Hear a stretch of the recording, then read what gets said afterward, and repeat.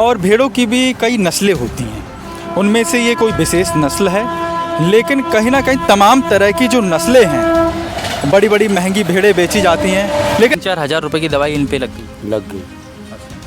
तो क्या दिक्कत हो गई थी भेड़ों को?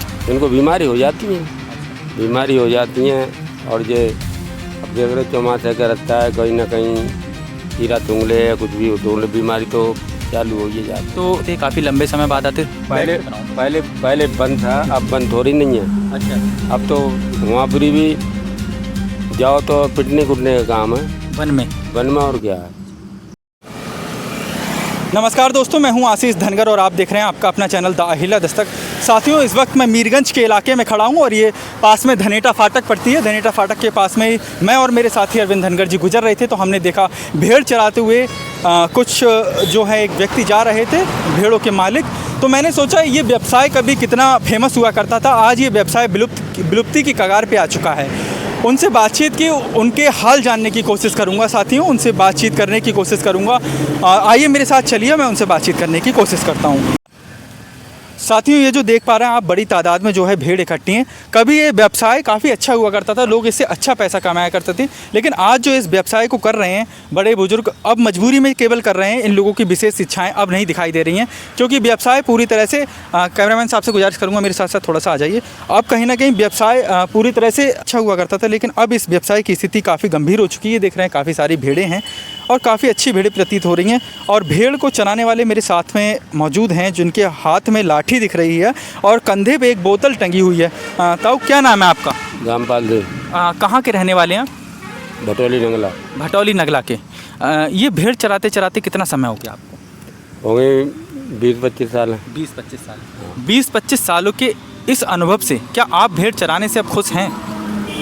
खुश नहीं होते और होगा भी क्या जब कमज़ोर आदमी है तो। अच्छा, तो आप अपने आप को कमज़ोर महसूस कर रहे हैं? हाँ, कमज़ोर। अच्छा, अपना टाइम तो पास ही करना है, गरीब आदमी है तो टाइम तो पास ही करेंगे। कितने बच्चे हैं आपके? बच्चे भी ऐसी मेहनत मजदूरी करते हैं। अच्छा, हाँ, इतनी प्रॉपर्टी नहीं है। अच्छा, 1-2 बीघा ज़मीन वाले तो कोई ज़मीन वाले थोड़ी कहा जाता है। हाँ। तो इसका दूध बेचते हैं या फिर घी बेचते हैं, या फिर किस तरह से इससे जीवन यापन चलता है? कौन सी जो भूमिका का तरीका होता है, किस तरह से इससे आमदनी होती है? होता है कि साल 2 साल में मतलब जो है हो जाते हैं 10-20-50 हज़ार रुपये मिल जाते हैं। हाँ, कोई मरी नहीं तब। अभी इनके ताई कोई प्रॉपर्टी भाई नहीं, 3-4 हज़ार रुपये दवाई खवा दी अभी इसी 15 दिन में। अच्छा, तो तुझे जिंदा करिए। अच्छा, 3-4 हज़ार रुपये की दवाई इन पे लग गई। अच्छा, तो क्या दिक्कत हो गई थी भेड़ों को? इनको बीमारी हो जाती है। अच्छा, बीमारी हो जाती हैं और ये अब देख रहे चौमासे का रास्ता है, कहीं ना कहीं कीड़ा तुंगले या कुछ भी हो तो बीमारी तो चालू हो ही जाती है। तो डेली आप चराने आते हैं? हाँ, डेली चराना आता है। पहले के लोग तो वन में चले जाते थे, काफ़ी लंबे समय बाद आते। पहले बंद था, अब बंद थोड़ी नहीं है। अच्छा, अब तो वहाँ पर भी जाओ तो पिटने कुटने का काम है वन में और क्या है। पहले लोग बड़े काफ़ी लंबे दिनों के लिए निकल जाते थे और काफ़ी दिन बाद आते थे भेड़ चरा के। जाते अब भी हैं, लेकिन अब वो बात नहीं रही। पहले आपके साथी भी तो होंगे जो भेड़ चराने जाया करते होंगे किसी टाइम? हैं। अच्छा, अब भी है। अच्छा, आप लोगों में धनगर प्रमाण पत्र को लेके कि कोई मुहिम में आवाज़ उठती कि धनगर के प्रमाण पत्र बने, उस बारे में कुछ जानकारी है क्या आपको? नहीं, हमें तो जानकारी नहीं है। आपके धनगर के प्रमाण पत्र तो बनने चाहिए ना? बनना चाहिए।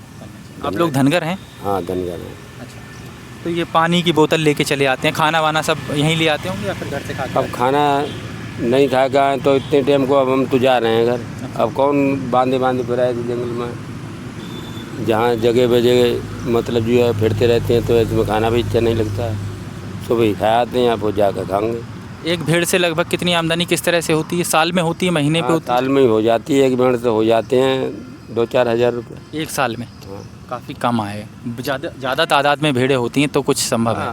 अब इतना जंगल तो नहीं है। जंगल अब जो यहाँ पर चुंगा रहे हैं। हाँ, ये कोई आ गया भगाओ इनसे तो भगाने पड़ेगी। हाँ, कहाँ है जंगल? ये खतरा की जगह है, ये सब खतरे की जगह पर चुंग रही हैं। अच्छा, हाँ, किस तरह के खतरे होते हैं? यही आप को चल रहा है, अगर घुस गई तो कुत्ता रपटा के पड़ गया तो उसमें घुस गई तो मरी जाएंगी वो तो। हाँ, बड़ा मुश्किल से इनका जीवन पालना है। भेड़ा भी पालते हैं क्या?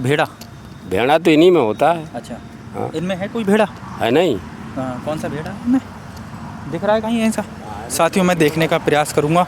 कहीं ना कहीं ये जो देख पा रहे हैं ये बड़ी तादाद में भेड़ें हैं, ये इनकी भेड़ें हैं। और भेड़ों की भी कई नस्लें होती हैं, उनमें से ये कोई विशेष नस्ल है, लेकिन कहीं ना कहीं तमाम तरह की जो नस्लें हैं, बड़ी बड़ी महंगी भेड़ें बेची जाती हैं। लेकिन अब ये चारागाह जो है बेहद कठिन इनको लग रहा है। कठिन इसलिए लग रहा है क्योंकि जिस तरह से देख पा रहे हैं ये सामने ट्रेन चल रही है, जंगल में भेड़ चल रही हैं, और इस पार जो है उधर आप देख पा रहे हैं हाईवे है। यानी कि यदि ये भेड़ों के मालिक हाईवे पे चराते हैं तब भी इन्हें समस्याएं हैं, और भेड़ें धोखे से इनकी अगर इसको पार कर देती हैं, पटरी पे आ जाती हैं, तब भी इन्हें समस्याएं हैं। और बरसात का मौसम है, सांप और तमाम तरह के कीड़े होते हैं, वो इन्हें डस लेते हैं, तब भी इन्हें समस्याएं हैं। तो कहीं ना कहीं एक चीज़ बिल्कुल साफ़ है, सच है, इन लोगों का दर्द साफ झलक रहा है कि अब चारागाह नहीं बचे, और चारागाह ना बचने की वजह से तमाम प्रकार की समस्याओं का सामना ये भेड़ चराने वाले लोग जो हैं कर रहे हैं। और कहीं ना कहीं भेड़े की क्या खास बात होती है, भेड़ा जो होता है, भेड़ के अंदर उस भेड़े की क्या खास बात होती है, हम इसको लेकर के भी बातचीत करेंगे। आपके पास भेड़ा है, जो उसमें खास बात क्या है, भेड़ से वो कैसे अलग है ज़्यादा? भेड़ से कहाँ अलग, जो बीज के तो ये रखते हैं इसके लिए। अच्छा, भेड़ा में और भेड़ में क्या अंतर होता है? भेड़ मादा है, वो नर है। अच्छा। हाँ, तो एक नर तो इतनी में रखना ही पड़ेगा।